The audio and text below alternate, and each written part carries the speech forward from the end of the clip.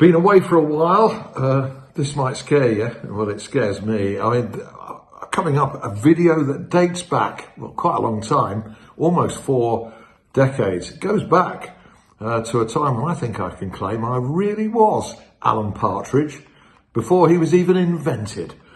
It's a good one for Sheffield Wednesday fans, this, because you can look back at a time when the Owls were in the top flight. And by the way, this is even before the Premier League. I'm cringing, but you enjoy if you can.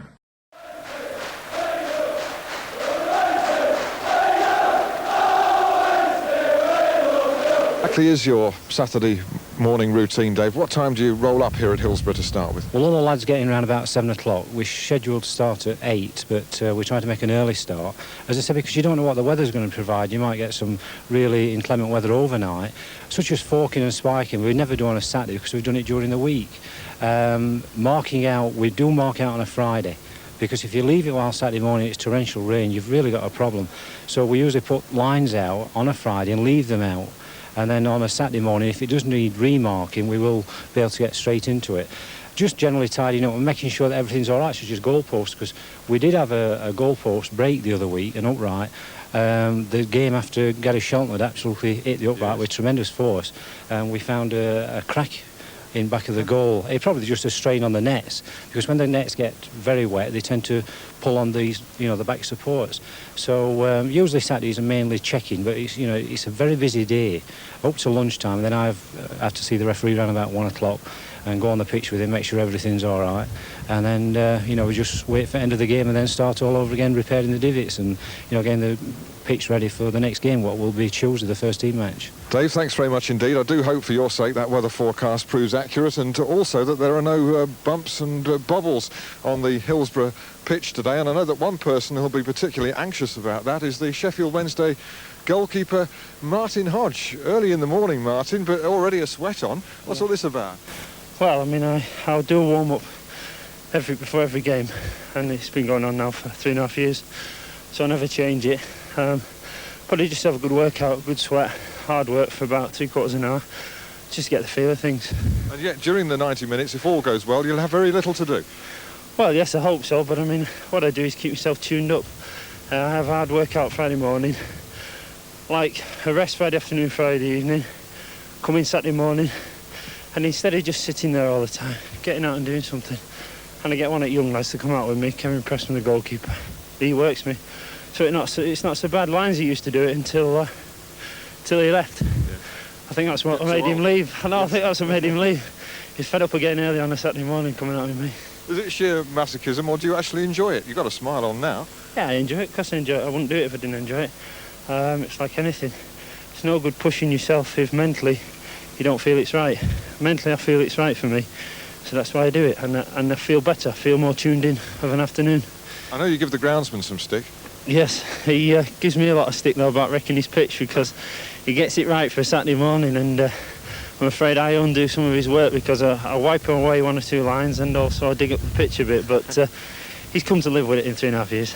Well, he's asked me to give you this actually, Martin. I think some essential information. What's it say there?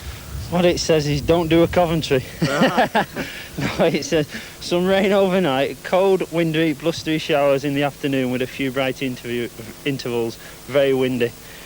If I know Dave, it's wrong, because he's never got one right yet. He said it was going to be a sunny, dry afternoon against Coventry, and it didn't turn out that way. It didn't. It blew a gale, didn't it? And it's a bit windy here this morning as well, I can tell you. Well, they say lightning never strikes twice in the same place. I hope it doesn't. Right, time now to introduce you to Sheffield Wednesday's version of Band Aid. And he's a one-man band as well.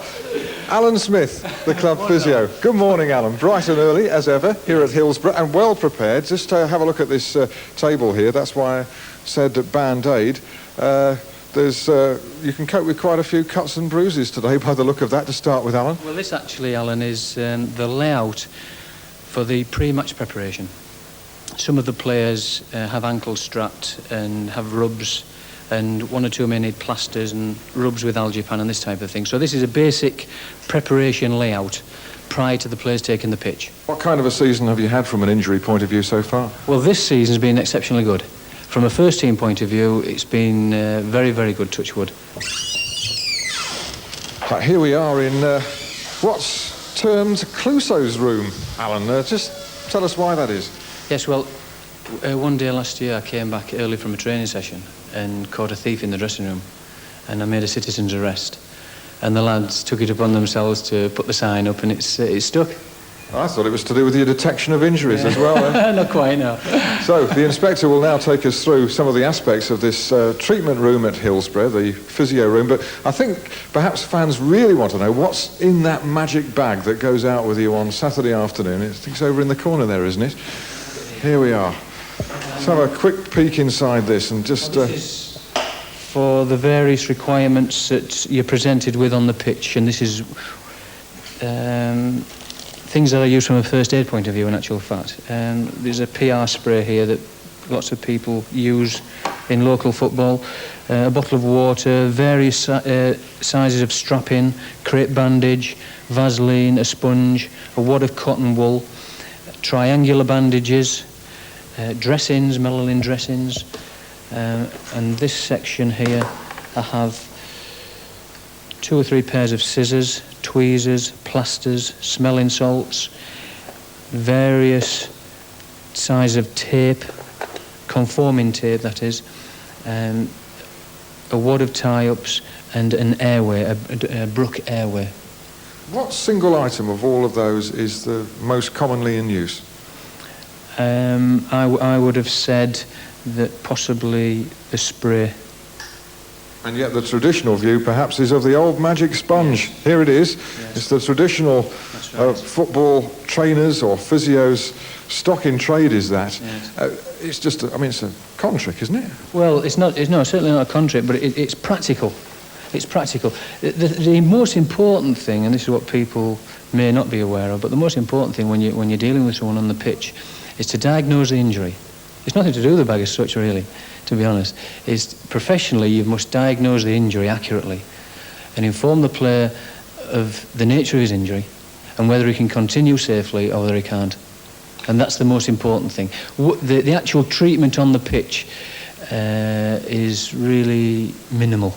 Is what happens when the player is desperate to continue. He makes light of it, but you think it's serious and that he should come off. Is that sometimes a battle of wills? We discuss the situation. I usually win. Hillsborough is busy preparing to entertain today's guests. Bob Gorrell, marketing manager. Well, this is the sponsors lounge, which we, on match days, we use for our match day sponsor, which today is Charles Clark, the Vauxhall people in Sheffield. What basically happens, 30 people arrive in here on match days from 12:30 onwards to a champagne reception served by our lovely ladies in the corner here. And from there, we take them a tour around the facilities, the dressing room, the boardroom, down the tunnel, get the feel of team that's actually arriving at Sheffield Wednesday. And then they return back into the lounge for lunch, wines with the lunch.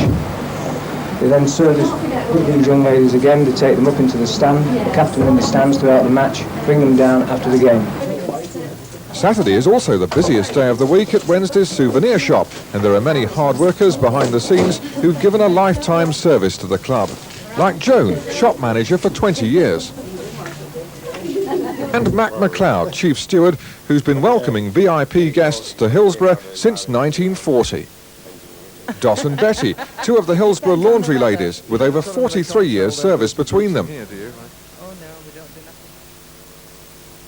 Early on match day morning, sitting in the dugout where 1 or 2 anxious faces might be peering this afternoon, including perhaps the Sheffield Wednesday manager Howard Wilkinson, who's with me now. Looking very relaxed, Howard, but that maybe doesn't reflect the way you will be feeling later in the afternoon when you're sitting in this very spot.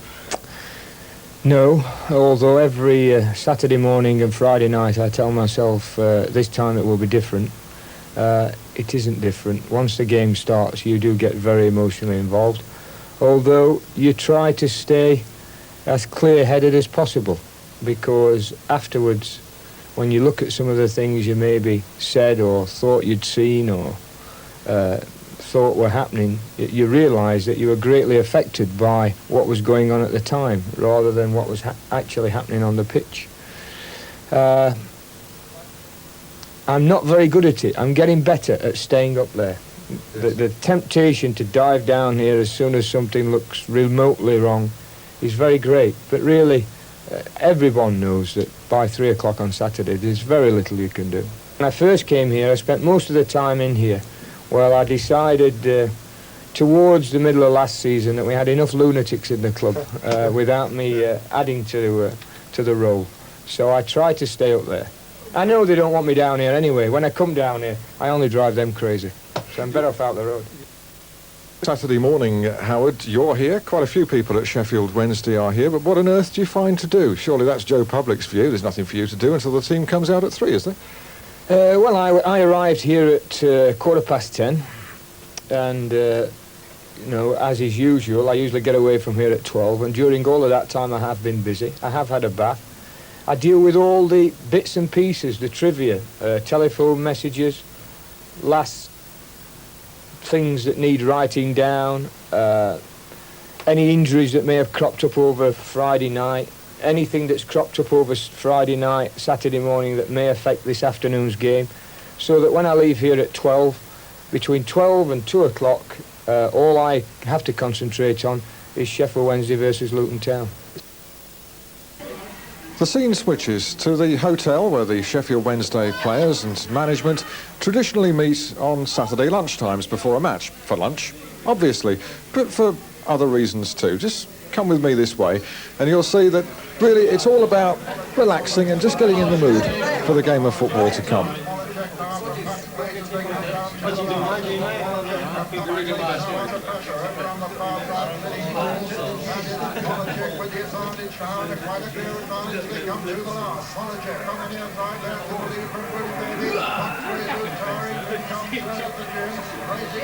Inevitably, Brian, you've watched the football preview programmes on television. I would think a must for every professional footballer in the country on a Saturday lunchtime. Well, I think it's obviously it's nice to see a little bit of football before the game in the afternoon, and nice to see some of the talking points that inevitably brought up on a Saturday. Sheffield Wednesday are often talking points themselves, and sometimes for critical reasons. You'll have watched the Saint and Greavesy today, who are definitely not members of the Sheffield Wednesday fan club. I think that can be said. That's right. Well, I don't think they were up till possibly last Sunday against Liverpool in the live game, and I think we changed a few opinions last Sunday. And noticing on the TV today, they had some kind words for us, which was unusual for them. And long overdue, I would think. Well, yeah, I think it's taken us a long time to sway the public and the media that we're not the kick and rush side that they give us, or they say we are. You know, I think we're a better footballing side than they give us credit for, really. Now, I think there are a lot of popular misconceptions and myths about what players do, and particularly what players eat on the day of a match. You've had your lunch here, Brian. Yeah. Was it the massive steak that everybody thinks you have? No, it's all basically eggs and beans, and personally I have cornflakes, but most of the lads have omelettes and scrambled eggs, things like that. Things like eggs and beans are supposed to be energy-producing foods anyway, aren't they? I don't know. They seem to work in your case, well, down the flank. People say steaks are, but I think it's whatever you feel comfortable with, really, you know. I mean, David Hurst has bacon sandwiches, so... And how much do you actually sit and think about the game and your prospective opponent and that kind of thing before a game? Well, on a Friday, the manager normally has a team talk about the opposition, and if there's any what he considers relevant points to make out, you know, for instance, set pieces, or someone's actually having a particularly good time or something like that, then, you know, he makes you aware of it, and obviously you tend to think about it the day or two before the game, so that by the time you get to the game, you're fully aware of what's involved, really, or what your job is to try and do, whether stamp out a centre forward or to stop someone from a set piece, or work hard to get forward in certain positions, or, you know, various things that could be going on in the game at any particular moment in time. It's Sheffield Wednesday versus Luton Town, and with me is the referee, Mr. Ian Hendrick from Preston. The pitch, sir. Does it look good? Oh, it's in perfect condition. Perfect condition. I should imagine it could take a good stud. We've just been out now and inspected the markings, checked that the penalty areas and the corner flags and the goal nets if in first class order, which they are. We don't foresee any problems at all, unless there's a sudden change in the weather, and even that, there shouldn't be any problems. It's in beautiful condition. I don't see any reason why we shouldn't see a good game of football today. The game's all about the human element, and we can only give. I can't say we. I mean, me as a referee and my colleagues only give what we consider to be right at the time. You know, okay, you might look back on a video and say, blimey, I could have done that or I could have done that, but you've only got a split second to make your decision.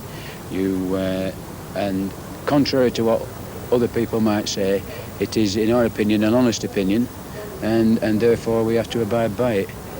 But the game's all about footballers, Yes. all about spectators, and all about the human element of the game. And I think once we take that away from it, I think we'll lose a lot. Basil Jones explains the organisation involved in coping with big crowds on match days. We use approximately 100 gatemen combined with 200 stewards. They're in 90 minutes, or we start sending out 90 minutes before kick-off on the normal Saturday match. If it's anything special like Manchester United, Liverpool, that type of game, then we'll ask them to come in earlier, and they will do. We look in the press and it says a gate of 45,000. 45,000. How do you arrive at a figure of, say, 45,000? We count absolutely everybody going through a turnstile with the exception of club guests and the press. So every time that turnstile clicks... Every time a turnstile clicks, we're there, we're counting it. I see. It includes season ticket holders, shareholders, as well as the day-paying patron. And how quickly can you assess the gate? We'll have a gate figure by 4:30.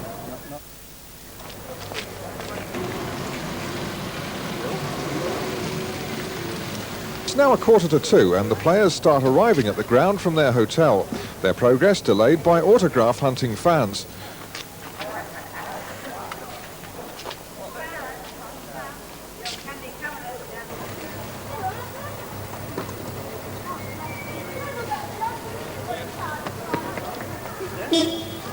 And waiting for them is that dressing room, empty at the moment with kits neatly laid out, but shortly it becomes a hive of activity.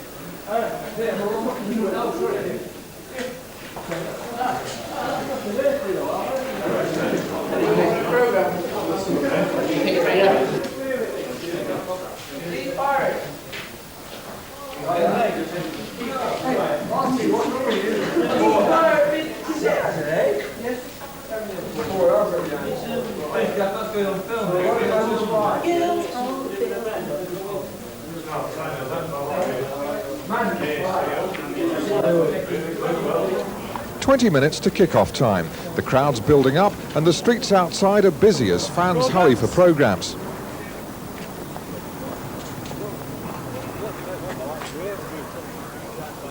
Meanwhile, a lucky young owl, today's mascot, 9-year-old Warren Brewster, gets the treat of a lifetime and some instruction for when he takes the field with the players.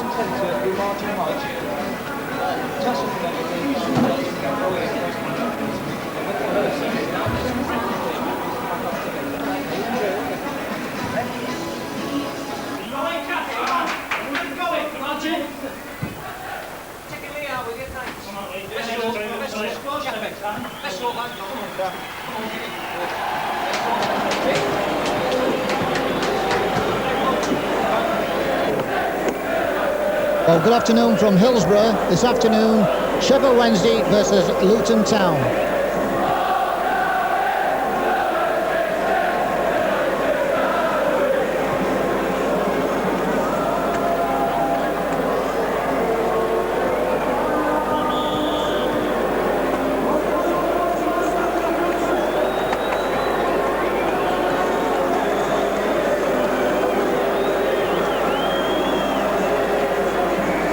Toss-up just being made.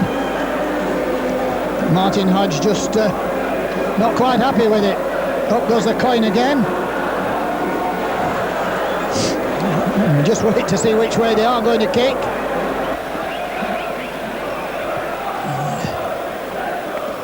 And it's Sheffield Wednesday to kick towards the spine cup. Not the favourite way for Wednesday, actually. It is a favourite way, but they like to kick that way in the second half.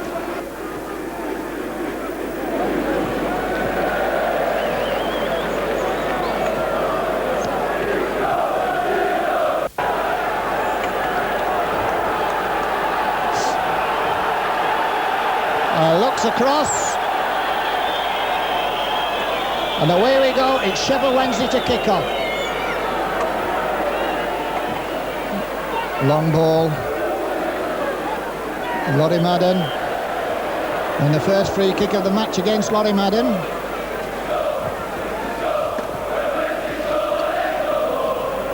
Good long ball there by Ashley Grimes. Picks out Madonna.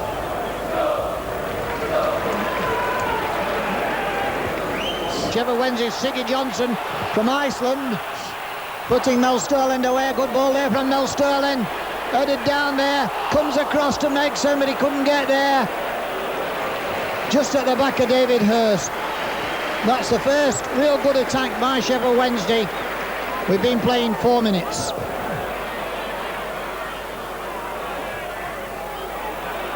Worthington picking the remnants up. Back from Megson. Oh, and it's cut out there by Ashley Graham. Siggy Johnson all along the floor, and a good effort there, bringing loud applause from the Spine Cop. Quite a lot of the play this afternoon in the first 20 minutes has been down that left-hand side, but it's still no score. Oh, and Marwood swings a boot at it. No offside, but he'd got to pivot right round. He'd no other chance than to just hit it and hope, and that's what he did.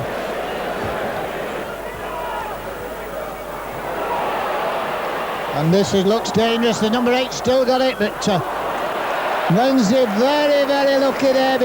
Marwood, Sterling,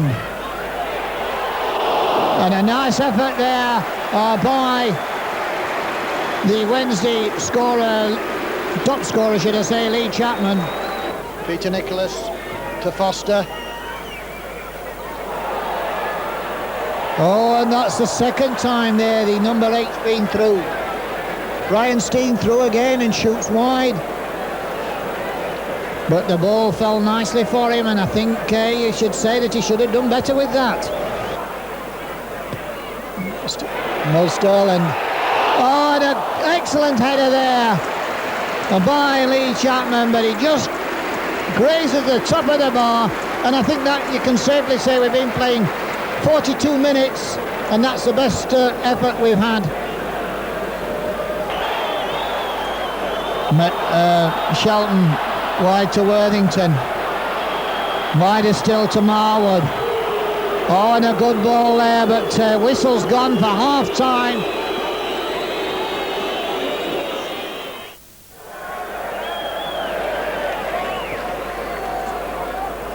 Paul Hart. Oh, Mel Sterling. And a beautiful play there by Lorry Madden. Siggy Johnson. And he wasn't offside, Chapman, and it's Wednesday.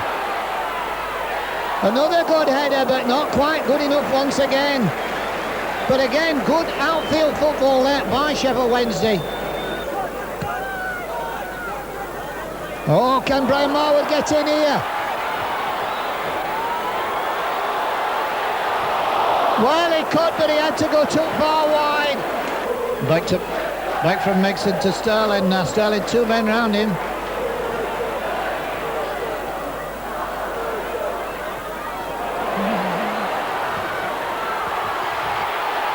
Yes, Megson puts it in eventually.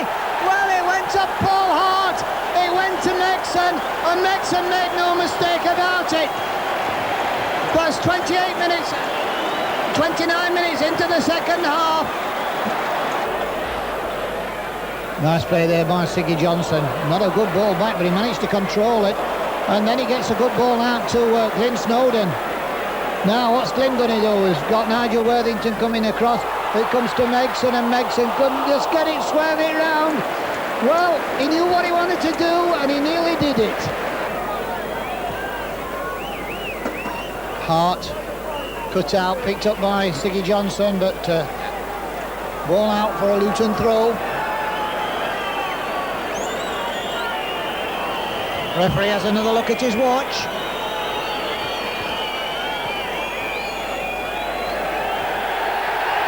And that's it. Well, the match finishes, Sheffield Wednesday 1, Luton 0.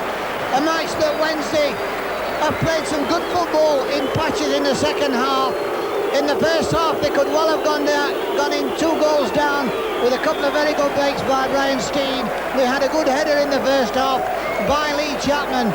The second half it was Wednesday's turn to attack the Leppings Lane goal, and we got the all-important goal by Gary Megson. Got the right Christian name, wrong surname. Gary Megson after 74 minutes.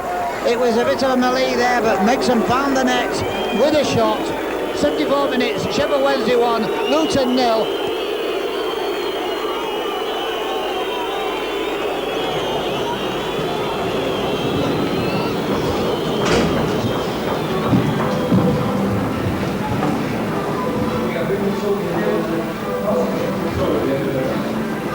A hard battle, a difficult game, but an invaluable 3 points won. The players now relax.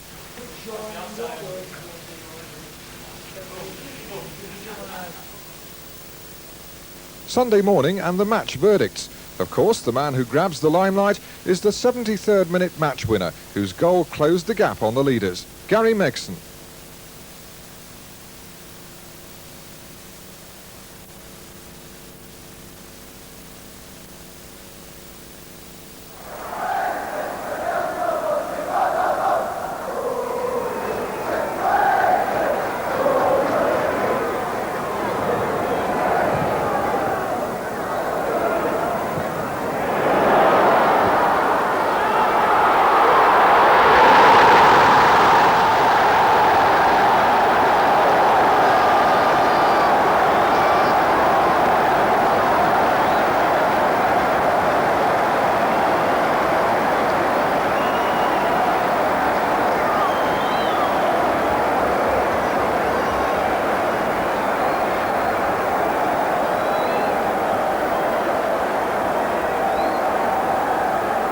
The trophy room here at Hillsborough, though sadly none of the pots on display are recent.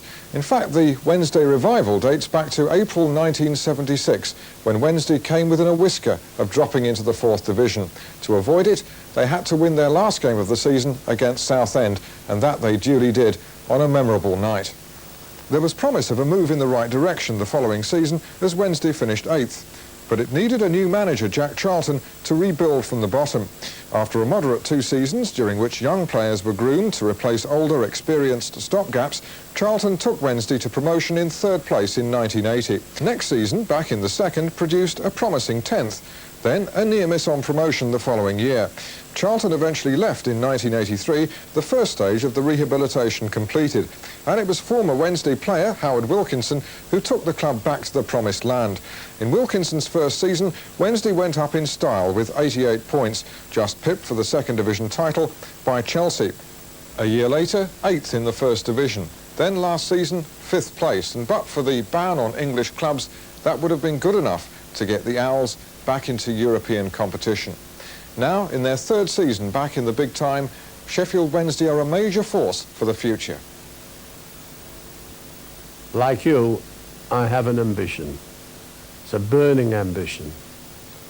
I want your club, my club, not only to win the FA Cup, also Division 1 Championship, and remain at the top of the tree for many years to come. That requires work and support. We'll do the work. Let us have your support. Ultimately, a club like this has to start, having some silverware somewhere.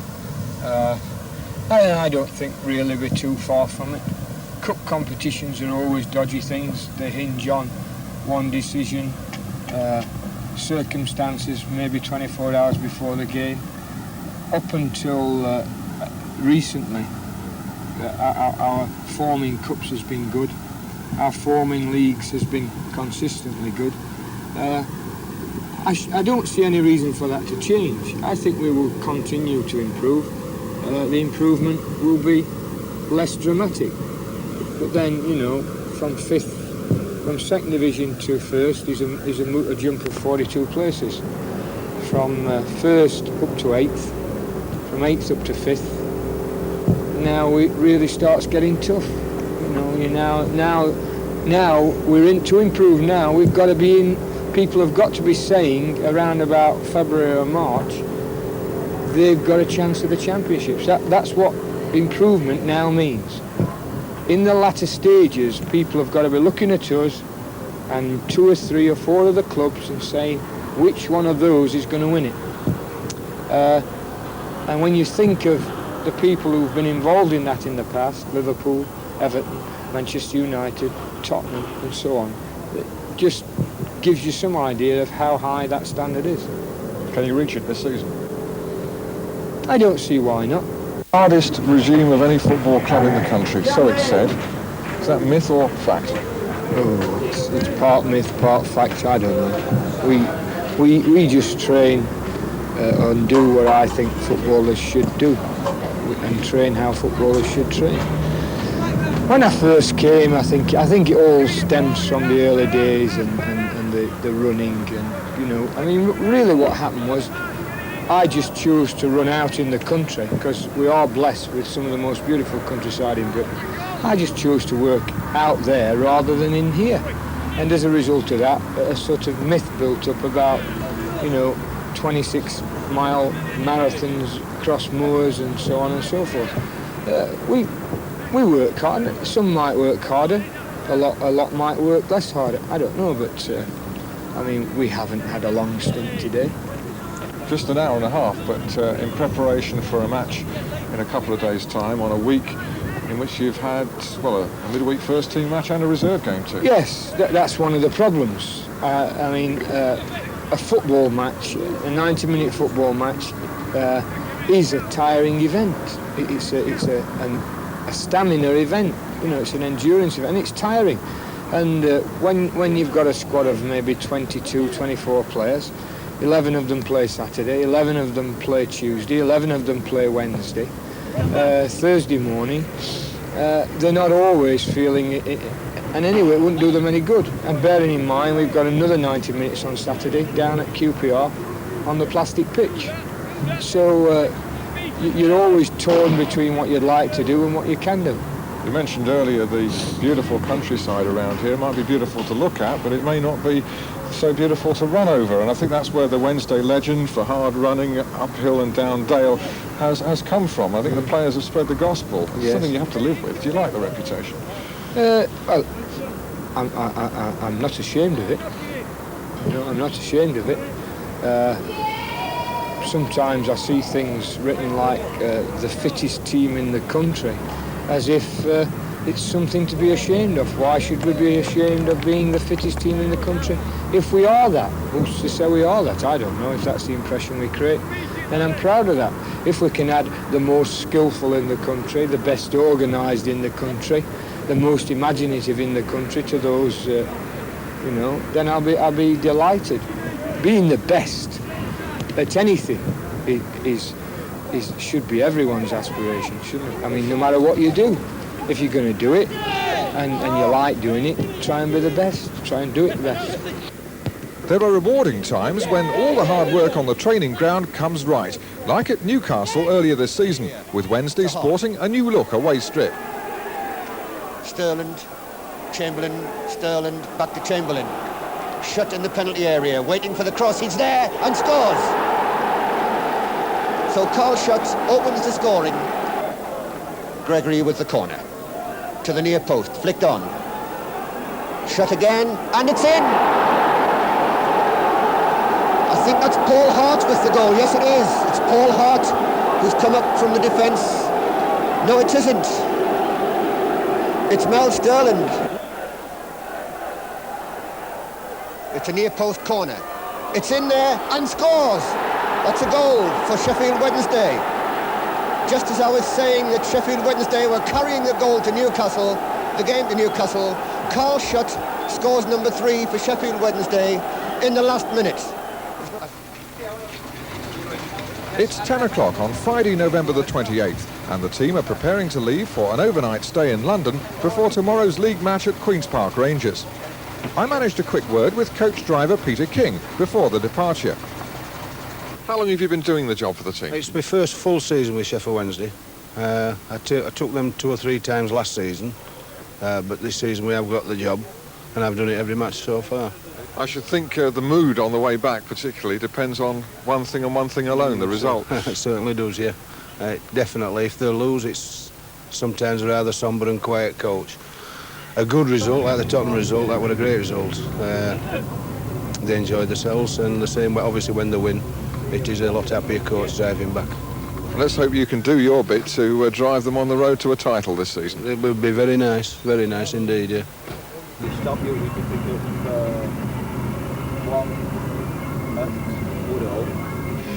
Lee, just the start of the journey down to London. I thought the cards would be out by now. What's all this homework?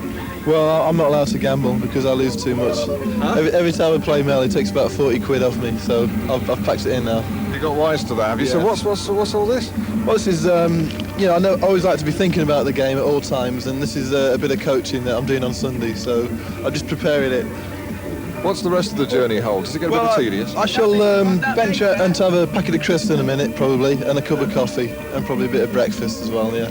We've heard all about this building up diet that you're on. I've noticed all this food down in the corner here. We've got about 15 buns and a great big flan down there, and that's just Lee Chapman's, by the way. That's just mine. The lads have got theirs down the front. I see, right. You're sitting in the right place, aren't you? Yes, I always sit here. Best spot for the food. Does it get a bit tedious, though, the long journeys? It does when you're sitting next to people like Mark Chamberlain and Paul Hart. It gets really tedious, yeah, but I suppose that's one of the hazards of the job, really. Right, we'll talk to one of the hazards of the job, Mark Chamberlain, in just a moment. But first, the bloke who's made you skint on the card scene, that's Mel Sterland, who's sitting over here. Lee, thanks very much indeed. Get on with the work. Let's have a chat with Mel Sterland, who's just sitting over here, all quiet. And is that true, all this money you keep taking off poor old Lee there? That's right, old Choppy's had a couple of games with us. First game he had, well, I managed to take £40 off him, which Chappy won't play again. Because I took £40 off him, so he said he's not going to play no more. Some good card players among footballers. It's the traditional thing to do, isn't it, on an away trip? That's right, way it passes time on, you see, especially when you got to travel down to London. Meggie likes to have a game of cards, Shelley, Hodgie and myself, so we just like to play cards just to pass a bit of time on. It's 2 days away from home, isn't it? How do players' wives feel about that? This is a Friday, you're playing tomorrow, you won't get back till late Saturday. That's right, well, my missus is expecting a baby, so she's expecting it soon, so it's a bit hard for me and my missus, but she just goes to mother-in-law's and stops there.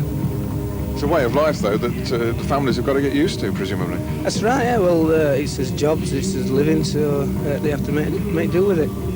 Mel, you haven't got the cards out yet. You're looking for more potential victims, are you? That's right, yeah, well, just waiting. I'm just sussing a few lads out. We'll be having a game soon, I should imagine. And now the man who makes journeys go so quickly for Lee Chapman and gives him a lot of sparkling company, Mark Chamberlain here. He's nodding off over there, Mark. What's up with you? Well, it's a standing joke, isn't it? Every time Chappy talks to somebody, they fall asleep. I don't know about standing joke. It looks like a lying joke from where I'm sitting. Yeah, he lies all the time, you're right. So how do you pass the time on these long journeys around the country? I noticed you're reading an article about yourself this morning in one of the papers. Yes, I've just read a little article in the Express. I pass the time by reading the papers and falling asleep. I see. Yeah. So it's really true what he says about your company, No, his company's boring. It's boring. He's doing homework, you've got your nose in a paper and you're about to drop off, so we better leave you and let you snooze away, Mark. Okay, thank you. Thanks very much indeed.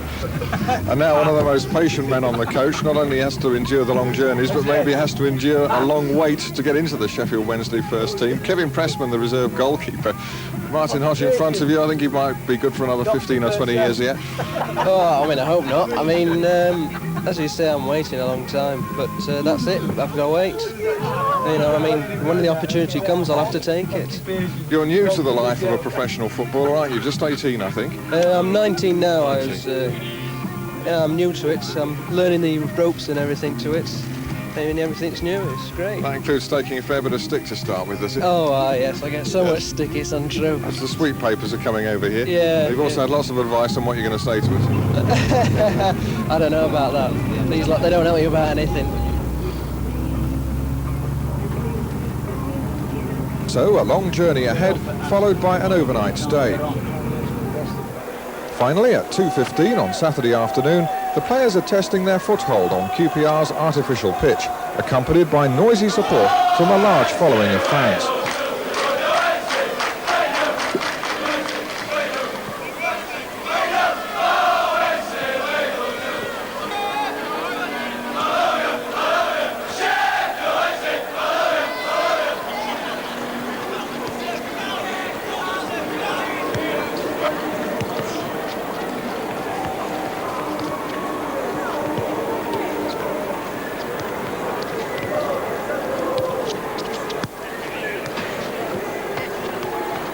Some of the players even take time out from the warm-up to sign autographs. And above the noise of the crowd, we get a fan's eye view.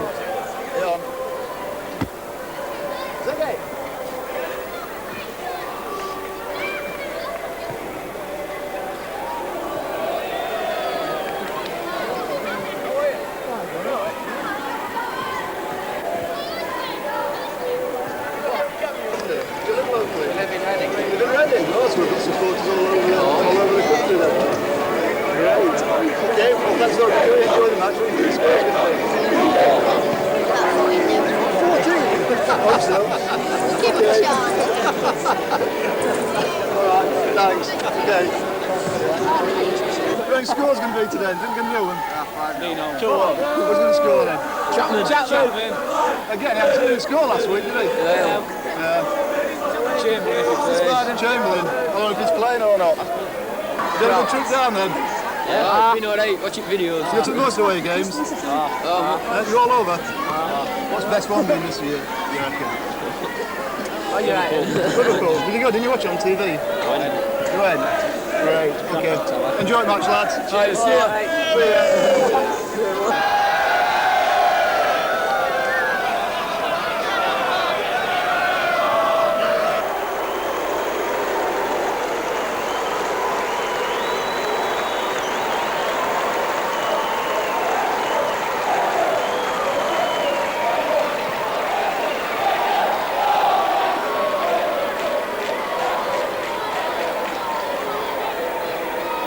Well, it's QPR to kick off.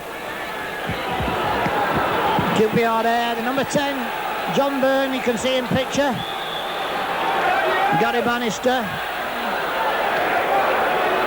Early ball there for Dawes. Lee. Good ball through there for Gary Bannister. Bannister tries one and he scores! And in the first minute it's Gary Bannister. Wow! He's only got 6, as I say, he got 6 goals, he's now got 7 goals, 1 minute, and I don't know whether Wednesday had actually touched the ball.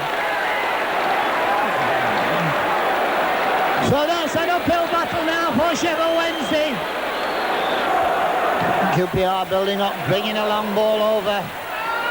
Well in there, and Byrne tipped it in. And another very, very good chance there as Byrne was quite wide awake to it. He lobbed it over Martin Hodge as it came out, but luckily for Wednesday, his direction was just a little bit awry. Otherwise it would have been 2-0. 4 minutes on the watch. And another chance here. And really, Wednesday's defence being caught square again there. Well, that was the number 2, I think, Warren Neal, coming from very, very deep and getting his foot right under the ball. Megson, and a good firm shot there, and that was a good effort. That was Carl Bradshaw, and that was the first effort Wednesday have had. 12 minutes on the clock, and that's the first time that Wednesday have looked dangerous at all. Nigel Worthington, Trevor Fenwick, Byrne, and then number 5 ends it again. Well, that's number 2. And that was it. Centre half, Alan MacDonald at the far post. Nobody on him. So Sheffield Wednesday now have got an uphill task. Warren Neal looking for movement, not finding any yet. Ball breaks nice spot for Warren Neal. In actual fact, the number 2 gets his centre in. That was a good firm run there by the number 2, Warren Neal. Sammy Lee, that's old Liverpool favourite, headed away there by Hart. Comes to number 4, and another brilliant save there by Martin Hodge. That was the number 4, Martin Allen, following up, hammering the ball across. Martin Hodge running himself across goal, give away another corner. Bradshaw. Wednesday having to funnel back, but it's Shelton. Good header, and it was only just wide there. Header there by Glenn Snowden. crept up on the near post. Glyn Snowden inside to Shelton. Crossfield ball. Sterling tried the quick one, it didn't quite get through, but it's Laurie Madden. Sterling gets his cross in, and it's a bad defensive error there, and it's Carl Bradshaw who bangs the ball in. Well, they've got that one back, they really needed it.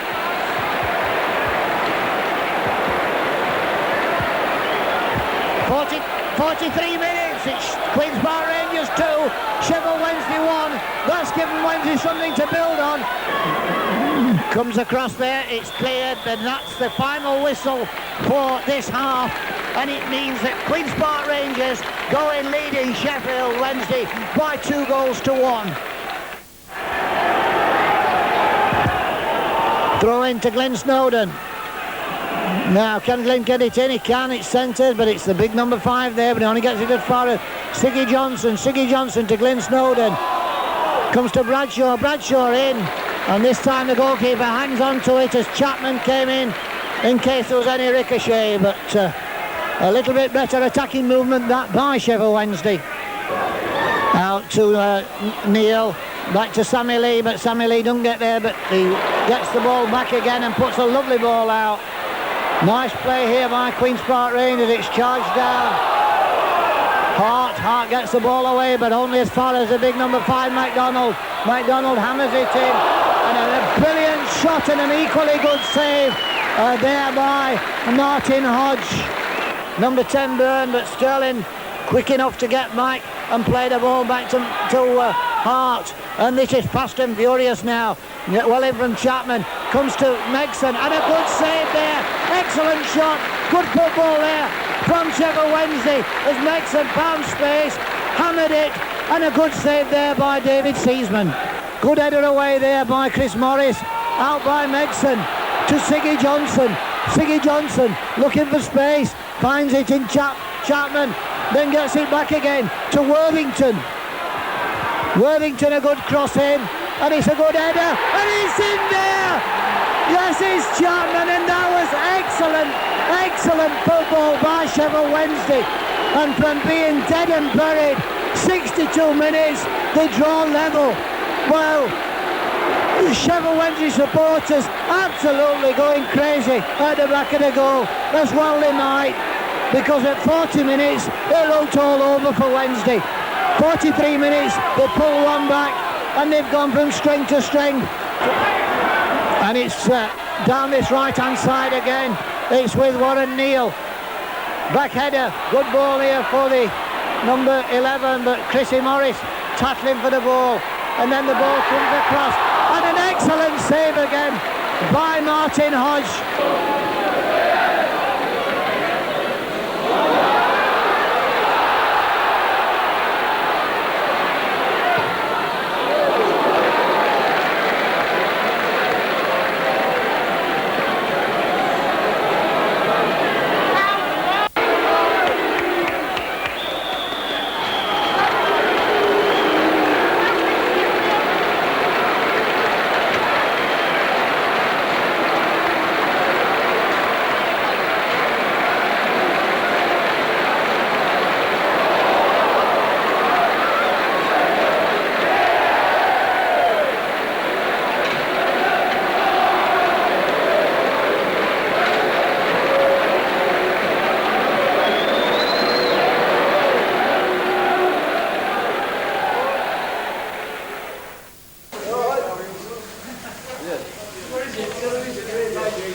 A hard-earned point in a fine Wednesday fight back.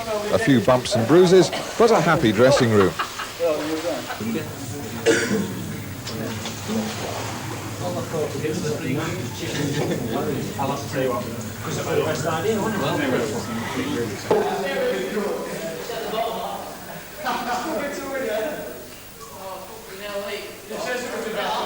Glyn Snowden talks to Dean Pepple, giving his verdict of the match live on Radio Hallam to thousands of Wednesday fans listening at home in Sheffield. I don't think any of you touched the ball before Rangers were 1 goal up. That's right, yeah, you know, we've come out and we're a bit cold. They've caught us on the off, and like I said, they've gone and scored within a matter of seconds. With 2 goals down inside 30 minutes, and in all honesty, it looks as if Rangers could have run up quite a few more. Was it the surface, or was it just a matter of the team not getting it together? I don't think, like I say, you can blame the surface, you know, because we've come back and we've done well. But I think in the first 15 minutes it took us a bit to get it together, and after that, you know, they've gone 2-0 up, and I think we started getting it together a bit. Like I said, they could have gone with another couple of goals, and luckily they didn't. And Martin kept us in the game with a couple of good saves, and then like I said, we've just been putting it together, and we've got a goal just before half time. That was a rather special goal for Carl Bradshaw, making his league debut. He had looked very good on the ball up to that point, but then he put the icing on the cake just 2 minutes before the break by taking a goal poacher's opportunity at the near post after Mel Sterling had done some good work down the right. That's right, like I say, Mel did very well. You know, he got forward on that occasion and hit a good low across the box. And looked as though the keeper had got it, and then it come out of his hands, and like every goal scorer, you know, Cole were there to put it in the net, and it was a good goal for us, you know, just before half time, get that boost we need. The second half, you looked at a different side. You were more in control. You were keeping Rangers at bay, and although there were 1 or 2 half chances, really it looks as if Wednesday might be able to go forward and get the equaliser. Sure enough, it came in 63 minutes. It was Lee Chapman with his 11th of the season. That's right. You know, Lee can't stop scoring lately. He's getting in that box, and he keeps telling us to get in that box for him. He'll score goals, and we've done it today, and he's put one in for us, and it was equaliser, like I say.